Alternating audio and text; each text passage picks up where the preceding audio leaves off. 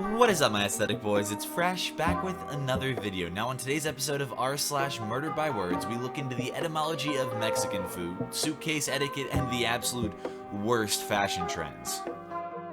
I've decided that the optimal viewing experience for The Last Jedi is on a plane, 8 hours into an international flight. How brilliant idea, Rian Johnson. The perfect way to prevent people from walking out. We do not own or have an official affiliation with the Sunday River Brewing Company. They are a local restaurant down the access road. In following the orders of the state of Maine and federal guidelines to reduce the spread of COVID-19, we will continue to remain closed. Oh, you have no balls. Well, our social media team is composed of all women, so your tweet does not offend us. Please try again. Buy American. If you sell products made in China, throw your inventory in the trash. China intentionally released the coronavirus. We need to shift all manufacturing back to America and away from China. We need to take care of Americans, not China. Period. Dude. Twitter for iPhone. And we all know it says designed in California on the back for a reason, because the manufacturing is done in China and the taxes are done anywhere but the US. You know what, instead of roasting with words, let me roast with numbers real quick. Apple keeps about $252 billion, or 90% of its cash on hand, offshore. Let's look at 2019, where Apple netted $55.3 billion off of $260.2 billion in sales. If we say they keep 90% of that offshore as well, that's $49.77 billion. The US's old corporate tax structure would have levied a 35% tax as that cash was brought back into the US, but new tax codes give companies like Apple a one-time repatriation rate where the money will instead be hit with a one-time 15.5% tax. Even forgetting tax code changes, keeping the money in the US would have been taxed at 21%. That's a tax loophole of $2.74 billion for keeping cash in offshore accounts, and a new corporate tax discount of $6.97 billion. Foxconn, the largest assembler of iPhones, a company that has taken billions in Chinese government incentives to provide a whole lot of very low-paying jobs, took in about $4.2 billion in profits last year, only about $2.1 billion of which came from Apple contracts.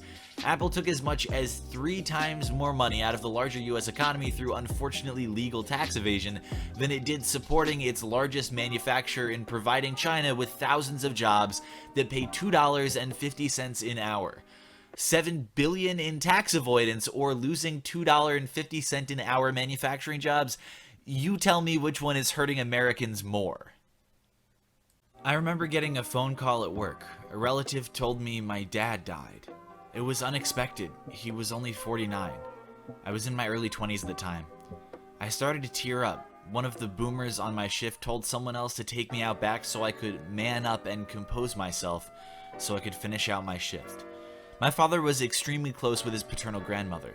She had raised him at a very trying time in his childhood. She died when he was in his late 30s. At her funeral, my dad was a sobbing mess, and his stepmother told him it was rude to cry at funerals. He replied, "Don't worry, I won't cry at yours." Saying, "No thank you, I got it," to the middle-aged white man on the airplane who offered and began to take my suitcase out of the overhead compartment for me was a quickly calculated act of resistance. Oh, you are so brave. Your bravery is just inspiring. They should make a movie about this. Look, I'm not saying there aren't real patriarchal elements and remnants of American society. Hell, women have been allowed to vote for less time than they weren't allowed to. This, however, has literally nothing to do with that. Some dude was just trying to help you get your suitcase, and you're turning it into a bizarre virtue signaling, race baiting, maybe age baiting attempt at resisting the man. Literal man. But hey, I don't need to tell you that. Given that this tweet got 3,000 likes and over 30,000 comments, I'd bet someone's already done the talking for me. Our family goes to Hawaii, Maui, annually each year for Christmas and 4th of July since 2012. Due to the coronavirus, we pushed the date back until the end of July. We own a condo there along the water. I'm not sure how bad it is out there. Me and my husband really want to go. The kids, not so much. 17F, 22M. We don't want to deal with any restrictions or wearing masks. We would rather enjoy our vacation like we would normally. The way this virus is going, I'm thinking of canceling the vacation altogether and just wait until Christmas. Okay, look, I'm sorry, but this is ridiculous to be concerned about right now. This week I attended a Zoom funeral because of the coronavirus, and you're worried about how it'll affect your twice-a-year vacation? Please cancel your vacation, stay home, stay safe, and kindly fuck off for posting something so menial, selfish, and inconsiderate when people are suffering. Yeah, good luck with your vacation being totally normal when you have to comply with a 14-day self-quarantine just coming into the state. Just ask Abdullah Aliyev, a California resident who was literally arrested for breaking Hawaii's coronavirus protocols. This is fashion? This is what's considered fashion these days? I don't know. At least it isn't expensive. Oh my god! $238 was $995. Someone paid $240 for this bullshit. I've been following this blog for years and I have never said anything, but I finally need to speak up. $238. $238 for what is quite possibly the ugliest shirt I have ever seen. This shirt looks like someone spilled coffee on the third ugliest shirt ever created, so they replaced the middle with the second ugliest shirt ever created to make the ugliest shirt in the entire f***ing world. If I saw someone wearing this in public, I could murder them without getting arrested because it would be f***ing self-defense. I'm so f***ing upset. How dare they? How dare they sell this shirt for $238 and how dare they call that a sale? This affront to God was originally $995. $1,000 damn dollars to look like a 19th century Lily Pulitzer model. Yeah, I was gonna comment on how ugly this shirt is as soon as I saw it, but man, I'll never match that comment. Well done. Looks like I'm gonna have to delete all my Mythbusters apps off my DVR. Let me know when you do an episode on the myth of the mask. Well, delete away. I didn't make those shows for you. I made them for curious people with functioning minds and empathetic hearts. Oh, and we did actually do a whole episode on how a cold spreads. Guess you'll never watch it now. I mean, honestly, half the point of the show is to check your, preconceived biases at the door because they are what we call professionals. By the way, the World War II vets did not wear masks. They're men, not cowards. Masks equals enforced cowardice. Hey, douchebag. I work at a COVID field hospital staffed almost completely by special ops combat veterans. Shag your ass over here and tell us what cowards we are in our masks on and off duty, you micro dick asshole. I'm sorry, masks constrict your oxygen intake. To protect myself from losing oxygen, I refuse to wear a mask. Stay inside and away from people. Duh. You don't get to tell me that I make you less safe. Get over yourself. By all means, wear a mask 24/7. Might be one less sheep to herd. Weird. Nurses wear them all day and surgeons wear them for 12, 14, or even 18 hours at a time and they're fine. So I believe it is you that needs to get over yourself. LMAO. Celebs give their kids unique names like this because they know it won't ever be written on a job application. And for those of you wondering, of course, this is in reference to X-A12.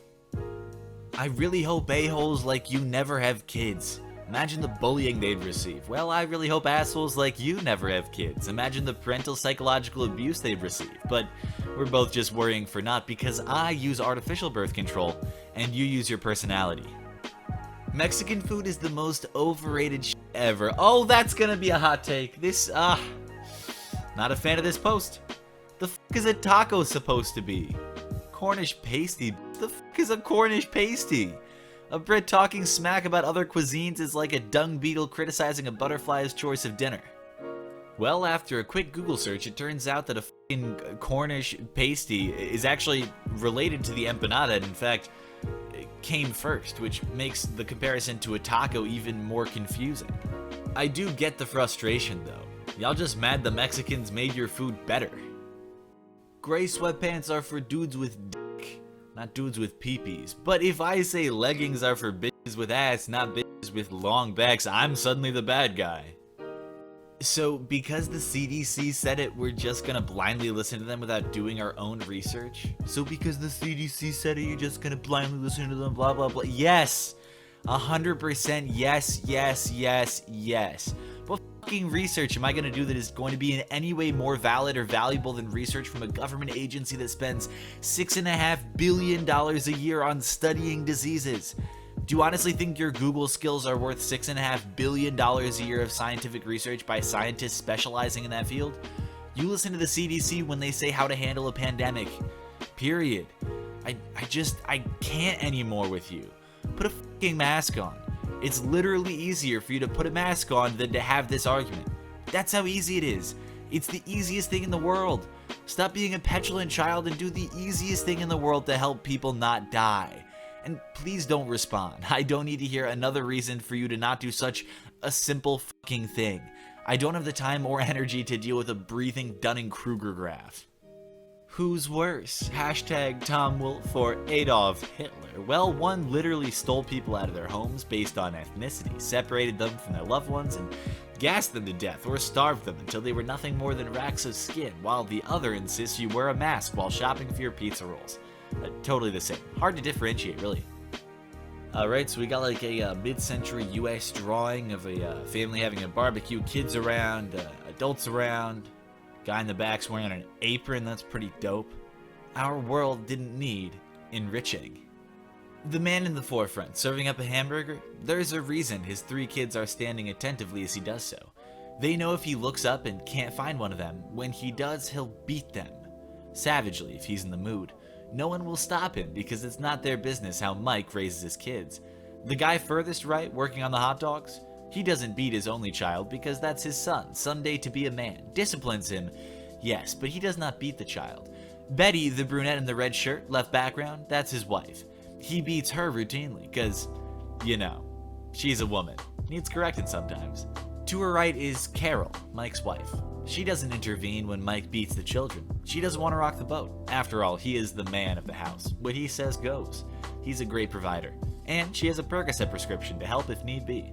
The boy in green in the back, that's George. George is gay, and he's just getting to the age where he realizes that is a bad problem.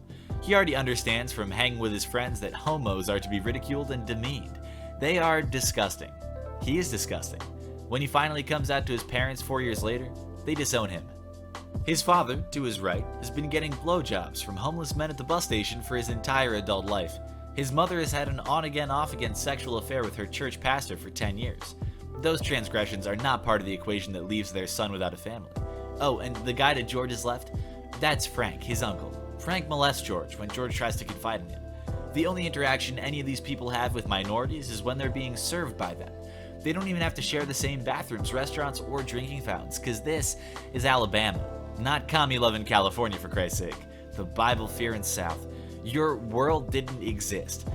Just as this is not a real picture of the late 50s, early 60s America, but rather a staged picture for an advertisement. So is your idea of what America was then. It appears to be wholesome, good times because every effort was made then and now to gloss over the ugliness of injustice to children, minorities, gays, women, and the poor in general in America during those times. Am I the only one that doesn't like to see a lady's pant liners?